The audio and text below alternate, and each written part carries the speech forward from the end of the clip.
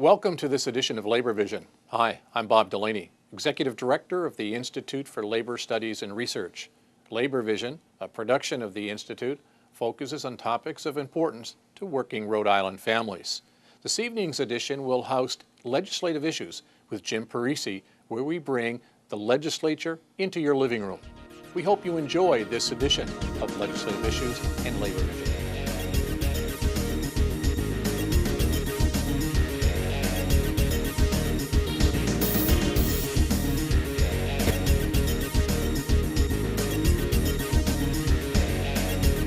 Thank you for joining us for this edition of Labor Vision, where we bring the General Assembly right into your living room. My name is James Parisi. I'm a field representative with the Rhode Island Federation of Teachers and Health Professionals, and I'm your host this evening.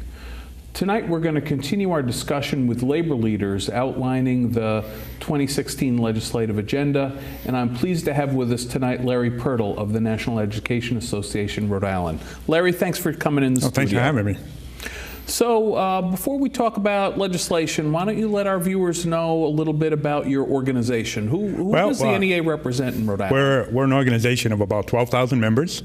We represent teachers, support personnel, higher education, municipal. We even have a couple private higher education institutions. So a wide variety, but obviously teachers and support personnel, pre-K through higher ed is our largest group. Sure. And you've been president of the NEA for quite a while now. My 17th year. So I taught for 22, and now I've been doing this for my 17th. So. Yeah, well, good for you. We've got a new session that's just started in the General Assembly. What's tops on your list? What are the major issues that the NEA is going to be working on this year? Well, the biggest thing for NEA Rhode Island, much like the AFT, is funding. And one of our major concerns has been over the past couple of years the whole funding for charter schools. The idea that when a student leaves a district, say they leave Cumberland and go to a charter school, the money follows the student. The truth is that while the money may follow the student, the district doesn't really save because they still have the same transportation costs, same special education costs, classroom space, etc. So in the case of Cumberland, which is a great example, they were losing about $2 million a year, and the superintendent said if all those students came back, they could educate them for probably about $600,000. So they were losing $1.4 million a year, and that has to come somewhere. And it's either going to come from programs or staffing or things that impact students. So last year there was a legislative commission to look at the whole funding formula. They came out with a report. That was the commission that Representative Jay O'Grady headed up. Jay O'Grady had, and it was they did a lot of good work. And they looked at the costs of that affect public education and maybe charter schools don't have. Special education costs, pre-K costs, or the costs again with special education from age 18 to 21. So all those things factored into it, and they did look at the charter school costs. There things are buildings and rent and that type of thing. But there is a difference in cost. So we were happy to see that the governor put in her budget some money to help districts that were sending students out to charters. It's not nearly enough in the end, but it's certainly a good start. So that's a positive. Yeah, it is understandable that it's a positive and a good first step. Right. What the governor's proposed is a couple of things. She is looking to allow school districts to reduce the amount of money they send to charters to the tune of about $350 per student. Plus, she has a separate feature which increases state money going to school districts if they have more than, I think it's 5% of their students That's right. going to charter schools. I think it was about $300 per student for those school districts, again, that have more than 5%, I believe was the, and I believe the communities affected, and thinking of this off the top of my head, but I think Woonsocket, Lincoln, Cumberland, Providence maybe, were the districts that were going to be impacted. Central Falls. And Pawtucket, yeah. In Pawtucket, yeah. So those are two things that the governor has put into her budget. Those are things that you'll be supporting then? Yes, and like we both just said, it's a good first step, and we're happy that the governor recognized that there was a need for that. And I know that has been a conversation. As you know, I sit on the Board of Education, the K-12 Council, and that's certainly been something that I've been raising. Colleen from the AFT has been raising as well, that we need to look at that. And I think the Board of Ed and the new commissioner are all supportive of that. So. In addition to the issue of charter funding, the governor also proposed some increases in the funding formula for students with who are English language learners, as well as some additional special ed money as well. Yeah, and as you know, especially in our urban areas, but also in our suburban areas too, ELL is becoming, we have more and more English language learners coming into our schools. So if we're going to provide them with every opportunity and every education, obviously we need more funding for that. So again, from our perspective, there's never enough, but it's certainly headed in the right direction for that. Yeah, very different kind of budget than we saw for public schools even 5 years ago.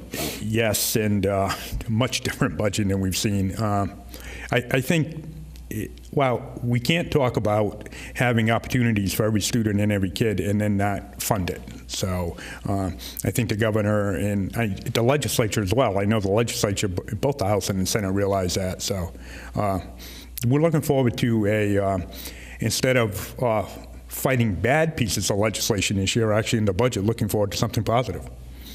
Well, that's good. I know in addition to the education funding issues, the governor has proposed some bond issues for this coming election cycle, including some school construction money. She's proposing a bond question of, I believe it's $40 million for school construction and renovation. Yeah, and again, if we're going to provide a great education for our kids, we also have to provide the buildings and the resources that they need. And if you go into some of our schools, I always like to say, to the business community, go in some of these schools, you wouldn't run your business for one day in them. Why would we expect to educate students in them? So certainly for new construction, but even more importantly right now is for buildings that have been around for 40, 50, 60 years, to make them modern, to bring them up, wiring for technology and all the things that would help make our education system strong. That has to be an issue that resonates with your membership as well, that the need for the state to and the local community to invest more in facilities. As you know, it depends. It varies from community to community. Some communities are have the technology and the equipment there and are replacing things and providing all that, and there are others that are lagging behind. And today technology, 6 months is it's obsolete. So it's going to be an ongoing issue, I think. But that bond issue would certainly help. Sure. And that comes on the heels of the governor and the assembly revising the whole school construction system. So last year, I mean, we had that. So, and I know, again, by being on the Board of Ed, I've seen a lot of the construction that was approved, and, we're really moving in the right direction in that sense over the last couple of years. And again, thanks to the leadership in the legislature as well.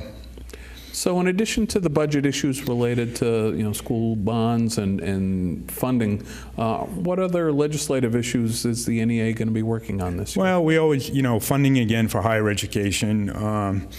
We have a new president of CCRI, and I know that CCRI has been talking about moving in a bit of a different direction. We want to make sure that they stay as an opportunity for all kids. But the funding issue is certainly our major goal this year. I know as far as the higher ed end of the business is concerned, there's been a real explosion in student debt, because higher education is so expensive. We have to look at that both in Rhode Island, but we also have to look at it nationally. I forget what the latest figure is, but students are coming out of programs now with an average of $30,000 in debt. And,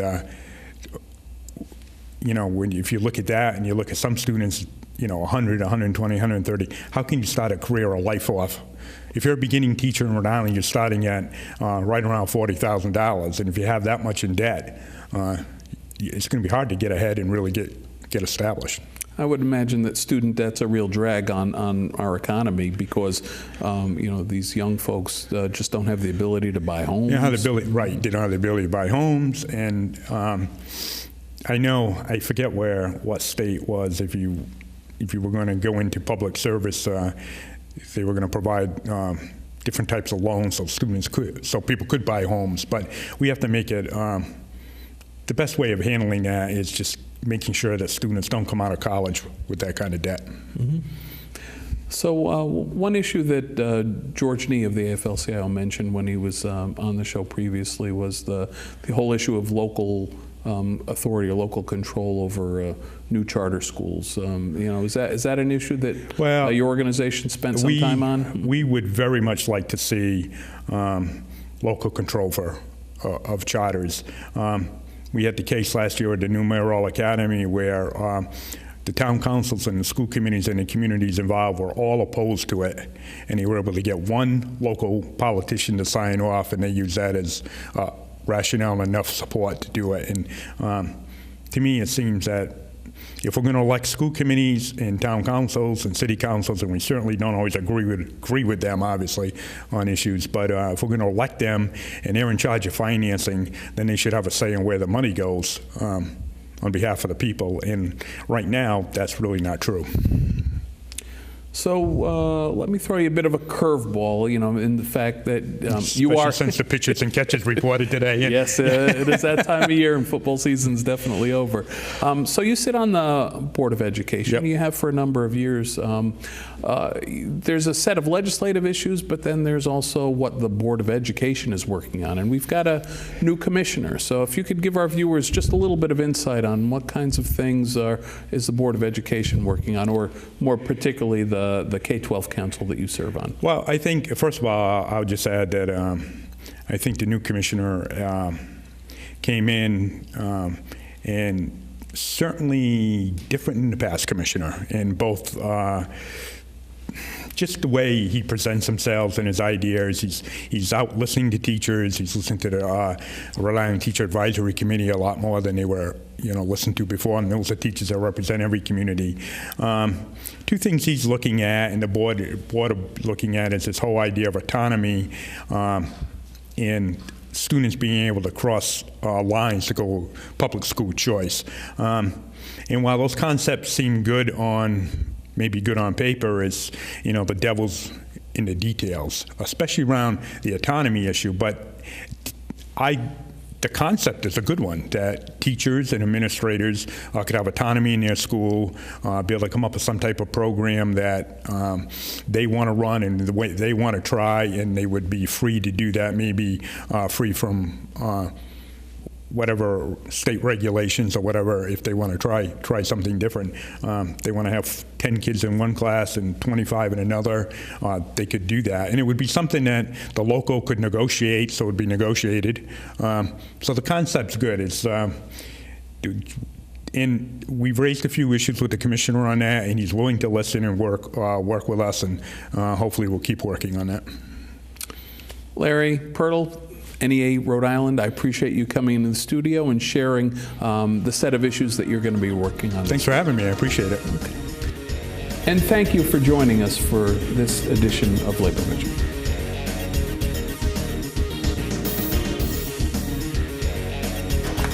The next speaker that I would like to welcome up to the stage is one of the most powerful person I know.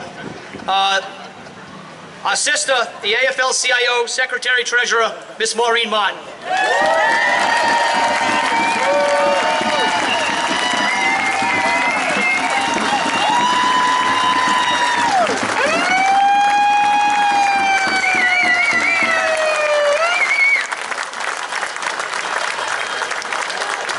Wow. So one of the rules I generally have whenever I speak anywhere is that they wouldn't put me after George Nee, because who wants to follow that, right? Woo! Thank you, George. So George brings up how long we've been fighting, how long you've been fighting, and we've been standing with you. I can remember being pregnant with one of my kids, and they're all in their late 30s now, so this has been a long, long road, and you have all stood so strong, and we're so proud to be part of your effort to move forward. You know, nobody's ever called me cheap, but I can be pretty frugal in my spending, which is why I'm so powerful, because I have a lot of extra money set aside that George doesn't know about yet, so don't tell him. So, but I tell you what, if I was making almost $2 billion a month, I'm thinking I could share that money. I think I could find it in my heart to share some of that money with you, and you're not just workers, you're families. You're Rhode Island, you're American families, whether you're the brother or sister, you're the children or your parents or your cousins, you are the families that make this country work. You're the middle-class families that we need to have in order to maintain any kind of standard of living in this country. You are the people that they talk about every day in all of these presidential debates about the middle class that can keep America running. And without you, there will be nothing. Right. There will be nothing. So like George, I want to thank you for all that you do, for letting us be part of it, and we will be there. We will be at every opportunity that you need us, you call on us, and we will be here for you. And bless you. Thank you.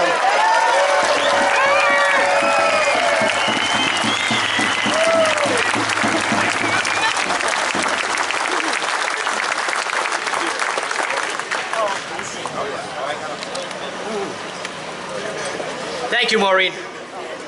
The next gentleman that we're going to call up is somebody that we've been heavily involved with, obviously, for a long time, and I've certainly got to know him well over the last couple of years.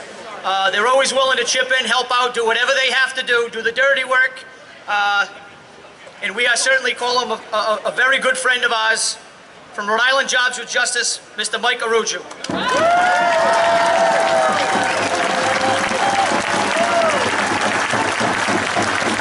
Sisters and brothers! Sisters and brothers! One day longer, another day stronger! Those people reach into our pockets every day. They take what you made and they try to say you're asking for it back is asking for too much. What do we say to that? Bullshit! Every day they say to us, you guys are asking for more and more.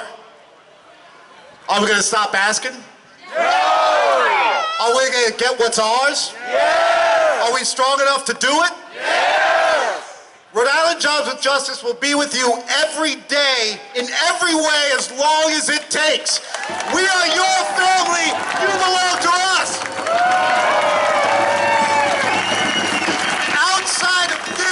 Outside of us, there are thousands of workers in Rhode Island who are looking at you right now saying, if they can do it, we can do it. The unorganized workers of Rhode Island are looking to you to hold the line and make it easier for them to organize and do better for themselves.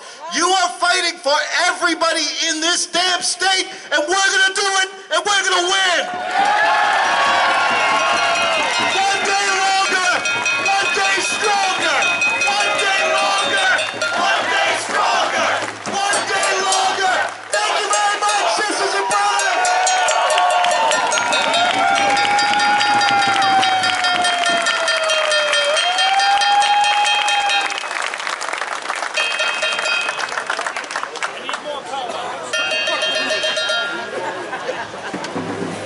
Thank you very much, Mike. The next gentleman I'm going to call up to the stage, and you're pretty loud for Mike, and I certainly expect maybe a little bit louder for the next gentleman. From the Providence Central Labor Council, Mr. Paul McDonald.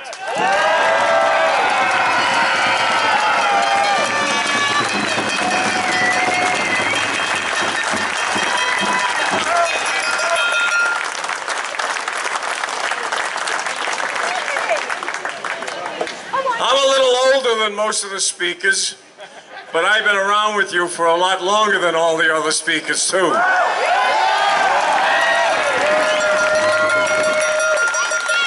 This is nothing new for me. It's become a habit. A habit, quite frankly, that I don't like, but I'm proud to be part of the habit that's here tonight.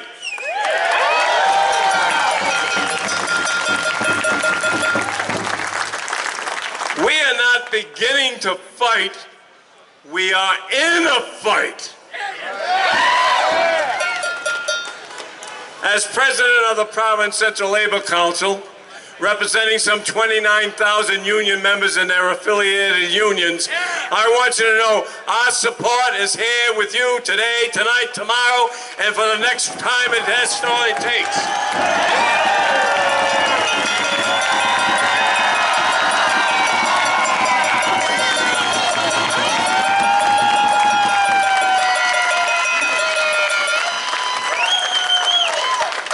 Verizon. I never thought in my mind that it would become a dirty word. The only problem with it, it only has too many letters. I think it should have had 4 letters. And Verizon, we all know what they want. They want more for themselves and less for you.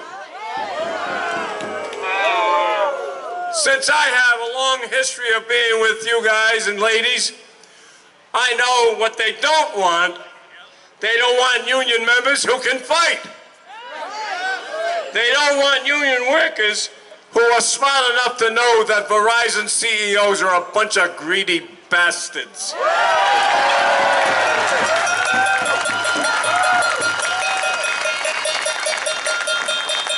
They didn't know, or they didn't want, a union workforce who knew they were getting screwed in the 70s. They didn't want a union who wouldn't passively accept a substandard contract in the 80s. They didn't want union workers who were well-informed and ready to fight in the 90s. And they didn't want union workers who were smart enough not to accept reduced benefits in 2000. They didn't want workers who did not accept poor working conditions.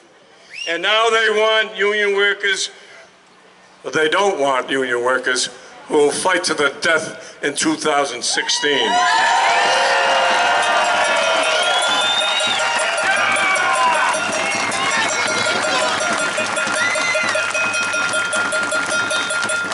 Here's what they don't want. Or here's what we don't want. We don't want lower pay. We don't want our jobs going overseas. We don't want longer hours. We don't want reduced benefits. We don't want to be leaving our homes for months on end. And we don't want a vanishing pension. Well, we are going to win this fight. We're going to win it with solidarity. I mean real solidarity, not lip service solidarity, real solidarity. I mean when every worker stands with every worker. When you fight together. When your picket line is my picket line. And when an injury to one is an injury to all. That's the kind of solidarity we need. That's the kind of solidarity we're going to get. And when we get it, we beat Verizon.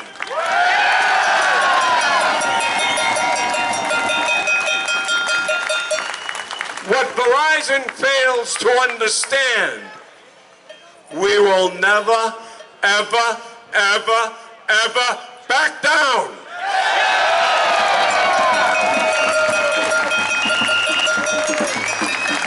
Verizon would like to control you 24/7.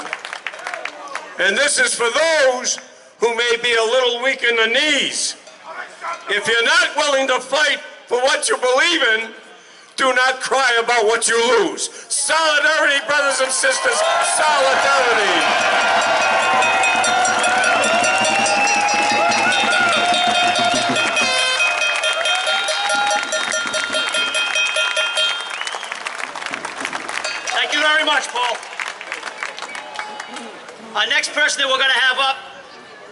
is the chairman of the Rhode Island Democratic Party, Representative Mr. Joe McNamara.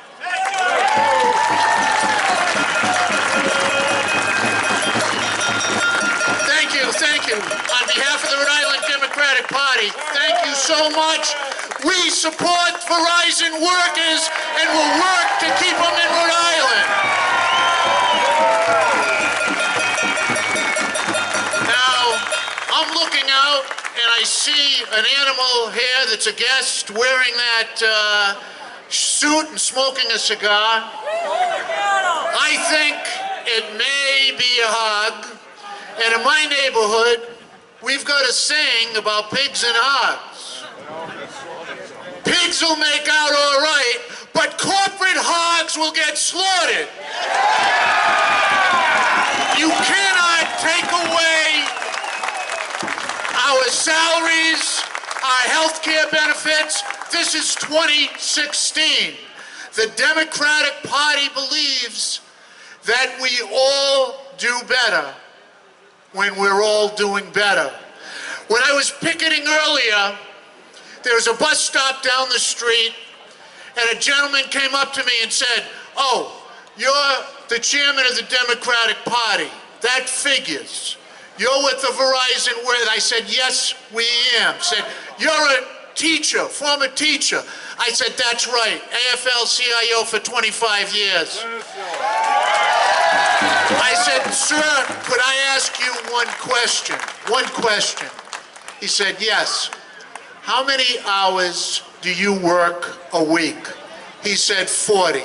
You're welcome. I said, "Sir, you should thank the 3 union workers who died in Chicago 25 years ago for the 40-hour work week. That's what we want, good conditions." And I want to recognize my colleague, David Bennett. There is no one that works harder for unions at the State House than Representative Bennett. Let's give him a round of applause.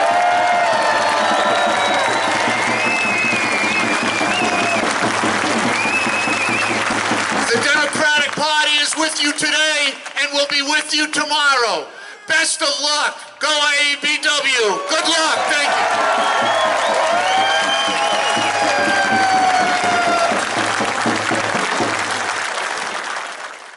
Thank you for joining us for this edition of Labor Vision. We appreciate your input and encourage your comments. Labor Vision can be seen on this channel 3 times each week: Tuesday at 7 p.m., Thursday at 8 p.m., and Saturday at 5 p.m.